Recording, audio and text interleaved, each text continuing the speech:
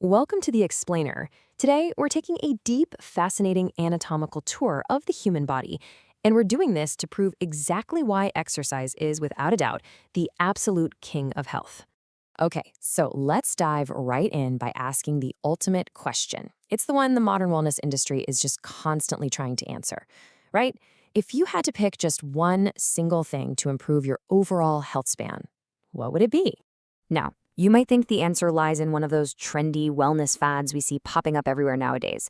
You know, the ones chasing that perfect superfood diet, popping specialized supplements, booking those super expensive meditation retreats, or my personal favorite, torturing yourself with daily cold plunges and saunas. And hey, while they definitely have their benefits and a place in a healthy lifestyle, they just aren't the ultimate catch-all solution. The crucial point here is that exercise is literally the closest thing we have to a medical magic bullet. Seriously, why? Because there's no other single thing you can do that touches and improves quite as many body systems all at the exact same time. It's an absolute powerhouse for your internal physiology. So here's our roadmap for this explainer. We're going to cover upgrading your heart and muscles, check out the effects on metabolism, bones, and brain, see how it slashes all-cause mortality, tackle the great diet versus exercise debate, and finally, build out the optimal exercise routine. Upgrading heart and muscles. The foundation of efficiency. You know what's truly fascinating? Exercise literally grows new plumbing in your body. It's wild.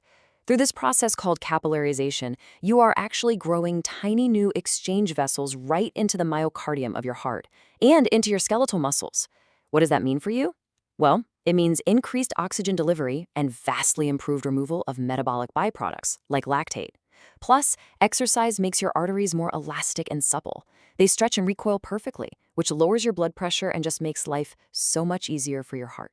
And it doesn't stop there. Along with literally multiplying the size and number of the mitochondria inside your cells, cardiovascular training actually increases something called myoglobin. This is a molecule inside your muscle fibers that binds to oxygen. So, more myoglobin? It means your muscles become incredibly resistant to fatigue. It's exactly what allows you to run further, cycle longer, and knock out more repetitions without completely gassing out. Now, this brings us to a really vital concept for longevity, the crucial difference between slow twitch and fast twitch muscle fibers. Look, daily yard work and moderate walking are great, don't get me wrong, but they only engage your slow twitch fibers. To hit those fast twitch fibers, you absolutely must lift heavy or do some kind of speed work. And if you don't, well, those fast twitch fibers are actually the very first ones to atrophy and waste away as we get older. Basically, it's a classic case of use it or lose it. Next up, metabolism, bones, and brain, a systemic overhaul. Instead of just thinking about hitting the gym to burn calories, I really want you to view exercise as this metabolic marvel. It fundamentally reprograms exactly how your body processes macronutrients. By enhancing your insulin sensitivity, it's actively stepping in to prevent and fight off type 2 diabetes.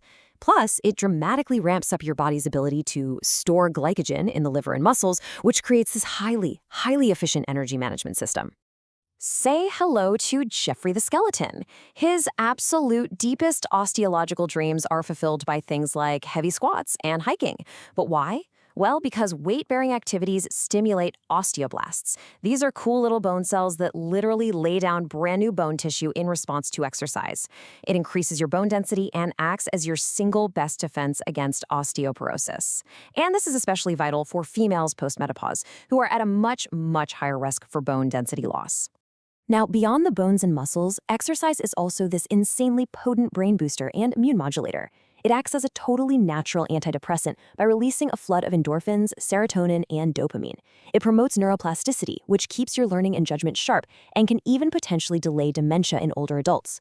On top of all that, it regulates your circadian rhythms for significantly deeper sleep and actively strengthens immune cell circulation to lower your risk of catching respiratory infections like the flu. Moving along to slashing all-cause mortality, the ultimate verdict. The data here reveals some truly incredible dose-dependent results. I mean, check this out. Even a tiny 15-minute daily investment slashes your overall risk of dying from major diseases by 14%. If you can hit that sweet spot of about 150 to 300 minutes a week, you drop your risk by over 20%.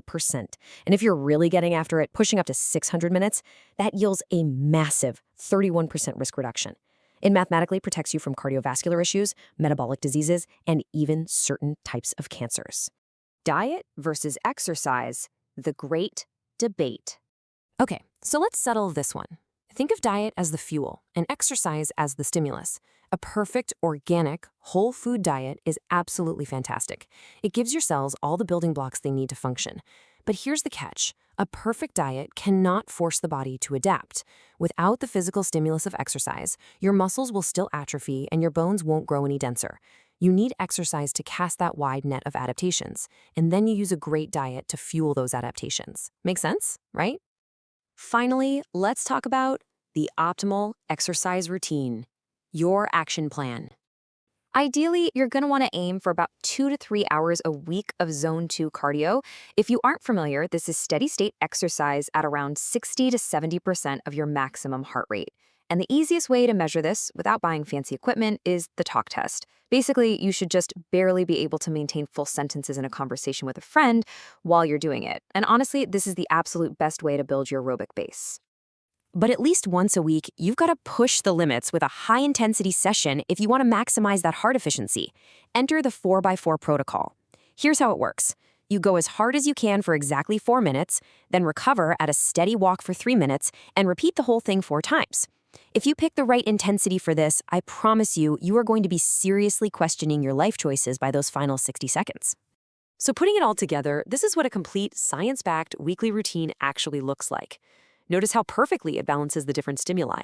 You've got your steady Zone 2 cardio on Monday and Wednesday. You have your heavy resistance training for your upper body on Tuesday and lower body on Thursday. And remember, keep to that 6 to 10 rep range to protect those fast-twitch muscle fibers we talked about. Then you finish strong on Friday with a shorter Zone 2 session, topped off by that intense 4x4 interval protocol. As we wrap up this explainer, I really want you to take a hard look at your own habits and ask yourself, is your current lifestyle merely providing fuel, or are you actually stimulating your body to thrive? Remember, a perfect diet is great, but it's the physical stimulus of exercise that truly upgrades your heart, your brain, and your overall lifespan. Are you casting a wide enough net to protect your future self? Thank you so much for joining me on this physiological tour. I'll let you ponder that vital question until next time.